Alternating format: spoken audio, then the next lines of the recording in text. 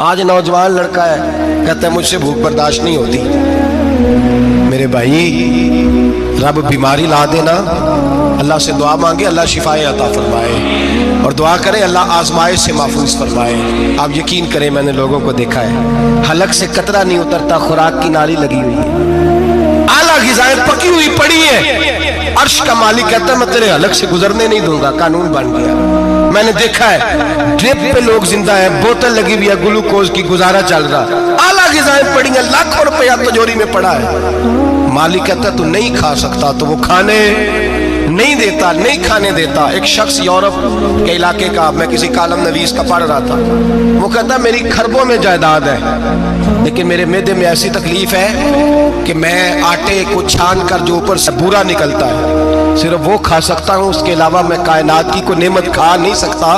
اور میرے بھائی وہ جب چاہے تو بڑے بڑے کھانے کھانے سے تجھے روک دے, تیرے دانت چبانے کے قابل نہ رہے, زبان نگلنے کے قابل نہ رہے, معدہ تیرا ہضم کرنے کے قابل نہ رہے, وہ جب چاہے تو جو مرضی کر لے. وہ کہتا چل تو میری مرضی پہ چلنا, ایک مہینہ میرے کہنے پہ نہ کھا, ایک مہینہ میرے کہنے پہ نہ کھا. تو یا اللہ تو کیا کرے گا؟ فرمایا صوم تصحو. میرے نبی پاک نے فرمایا تم روزے رکھو, اللہ تمہیں صحت عطا فرما دے گا, اللہ تندرستیاں دے دے گا, شفائیں دے دے گا. تم روزے رکھو, اللہ تمہیں, سبحان اللہ, اللہ تمہیں, اللہ طاقت دیتا ہے, ہمت دیتا ہے, اللہ ہمت دیتا ہے. میں نے دیکھا ہے, میں نے بزرگوں کو دیکھا ہے, ضعیف لوگوں کو دیکھا ہے, کمزور لوگوں کو دیکھا ہے, میں نے دیکھا ہے روزے رکھتے ہوئے, مزدوروں کو دیکھا ہے روزے رکھتے ہوئے. میں اپنے ابا جی کو کہتا ابا جی اتنی سخت گرمی اور مزدوری آپ کرتے اور مزدوری کے عالم میں روزہ رکھتے, تو کہتے پتر روزہ کی آندا ہے, روزہ کدوں کو جاندہ ہے, روزہ اپنی جگہ تے بے مزدوری اپنی جگہ ہوتے. اور کئی دفعہ میں فرمان لگے میں نے یار سمجھ کوئی نہیں لگتی, پتہ نہیں روزے ہیں چلا طاقت کتوں دے چھڑ دے, نہیں زیادہ کام بھی زیادہ کرید ہے تے روزہ بھی رکھ. بھائی صوم تصحو میرے مصطفیٰ نے فرمایا تو روزہ رکھ, اللہ تجھے صحت عطا فرما دے گا. رب تعالیٰ تجھے, یہاں ہوٹل کھلے ہوئے ہیں, یہاں عجیب حالات ہیں, ہوٹل کھلے ہوئے ہیں, لوگ بہانے ڈھونڈتے پھرتے ہیں, کہتے ہیں کٹ لگ گیا تھا, ذرا تھوڑا سا خون نکل آیا, سنی پلاس لگائی ہے تو روزہ نہیں رکھا, یہ ذرا مجھے تھوڑی دقت ہو گیا تو میں نے روزہ نہیں رکھا, کھانسی لگ گئی ہے تو روزہ نہیں رکھا. او خدا کے بندے, روزہ تو نعمت ہے. اور سبحان اللہ میرے نبی پاک نے فرمایا لکل شیء زکات و زکات الجسد الصوم, فرمایا ہر شے کی زکات ہوتی ہے, وجود کی زکات روزہ ہے. روزے رکھو جسم کی زکات نکل جائے گی. فاقہ کرنا بھی میرے نبی پاک کی سنت ہے, مسواک کرنا بھی سنت ہے, اور فاقہ کرنا بھی, مسواک والی سنت زیادہ اپناتے ہیں لوگ, فاقہ کرنا بھی نبی پاک کی سنت ہے. ایک صاحب مجھے کہنے لگے جناب بیٹھ کے کھانا حضور کی سنت ہے. میں نے کہا کبھی کبھی نہ کھانا بھی نبی پاک کی سنت ہے, نہ کھانا بھی حضور کی سنت ہے. اور ہمارے فقہاء نے لکھا ہے جو روٹی زیادہ کھاتا ہے اس میں دو باتیں پیدا ہو جاتی ہیں. کیا کیا؟ ایک بولتا زیادہ ہے, دوسرا سوتا زیادہ ہے, غافل ہو جاتا ہے.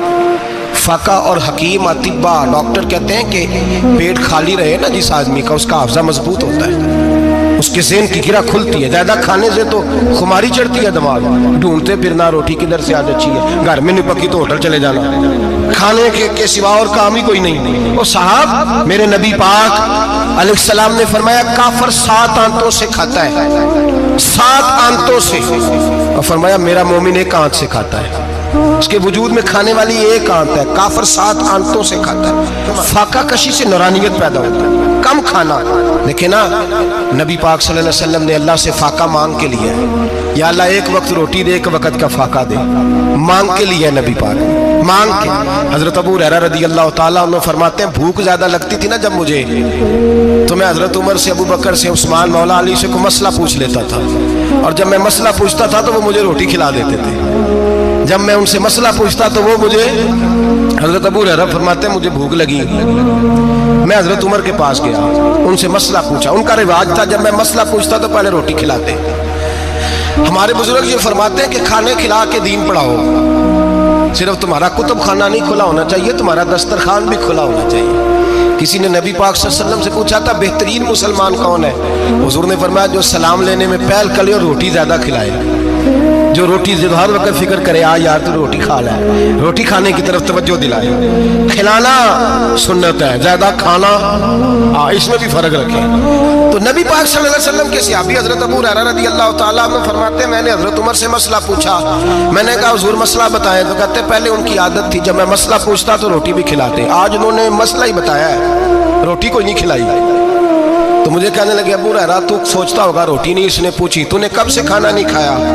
मैंने कहा आज सुबह से। तो जनाब उमर कहने लगे मैंने कल सुबह से नहीं खाया। चल अबू बकर सिद्दीक के घर मसला पूछते हैं। कहते जनाब सिद्दीक अकबर के दरवाजे पे गए, जाकर के उनसे मसला पूछा। उनकी भी आदत थी जब कोई मसला पूछने जाते तो दस्तरखान बिछा लेते, कहते आओ रोटी भी खिलाता हूँ मसले भी बताता हूँ। कहते हैं गए तो उन्होंने भी मसला बताया, रोटी कोई ना पूछी। तो कहने लगे उमर अबू हुरैरा तुम लोगों ने कल परसों से नहीं ना खाया होगा। और अबू बकर को 4 दिन गुजर गए हैं, थोड़ा सा दूध मिला है या खजूर मिली है, रोटी कोई नहीं मिली। चलो दरे रसूल पे चलते हैं, आओ हुजूर की बारगाह। कहते हैं नबी पाक की बारगाह में आए, हुजूर ने चेहरे देखे, करीम से मसला नहीं पूछना पड़ा। मेरे मुस्तफ़ा करीम ने फरमाया भूख लगी हुई है तुम तीनों को? 3-4 दिन हो गए। अल्लाह के रसूल ने फरमाया मुझे पूरा हफ्ता हो गया है। सबब कुछ और है जिसको तो खुद समझता है। जवाल बंदा ए मोमिन का बेजरी से नहीं, भूख नुकसान का वजह नहीं बनी, वजह कोई और बनी है। रिश्वतें के जो बाजार गर्म हुए हैं लूट मार के, ये रोटी के लिए नहीं, ये ज्यादा खाने के लिए, ये बैंक बैलेंस के लिए गर्म है। ये लूट मार का मकसद कोठियां बनाना है, रोटी का तो रब करीम का वादा है। जो रोज रोता है शाम को कि मेरा कारोबार कोई नहीं, असल में कहता है बंगला कोई नहीं, असल में कहता है कार कोई नहीं, पजारो कोई नहीं, रोटी तो अल्लाह अता फरमाता है, उसका वादा है। फरमाया हुजूर ने 3 दिन बीत गए, चलो। मेरा बेतकल्लफ सहाबी है अबुल हसन अंसारी, वो बड़े नसीब वाले होते हैं जिनको मेरे नबी पाक खुद कहते थे कि तेरी फलानी जिम्मेदारी है।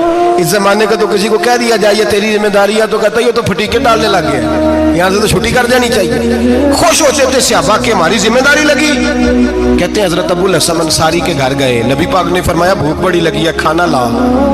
कहते हैं हुजूर ने उसे कहा तो उस आदमी को तो वजद ही हो गया। उसने कहा मेरे इतने नसीब कि हुजूर का ये खाना खिला।